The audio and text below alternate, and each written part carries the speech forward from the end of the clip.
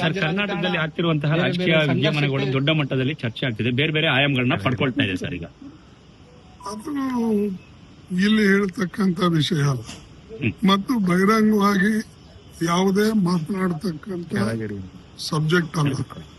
ನಾವು ವಿಶೇಷವಾಗಿ ನಾನು ಬಂದಿದ್ದಿಲ್ಲಿ 26 ನಮ್ಮ ನವೆಂಬರ್ ಕಾನ್ಸ್ಟಿಟ್ಯೂಷನ್ ಡೇ ಇದೆ, ಅದಕ್ಕಾಗಿ ನನಗೆ ಇನ್ವಿಟೇಷನ್ ಇದೆ.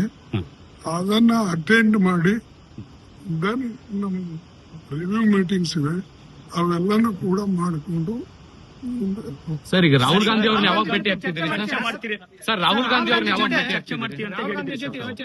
ನೋಡಿ, ಅವರು ನಿಮ್ಗೆಲ್ಲರಿಗೂ ಗೊತ್ತಿದೆ, ಅಧ್ಯಕ್ಷರು ಎಲ್ಲಿ ಹೋಗಿ ಚರ್ಚೆ ಮಾಡೋದು, ಮೀಟಿಂಗ್ ಆದ್ರೆ ಚರ್ಚೆ ಮಾಡ್ತಾರೆ.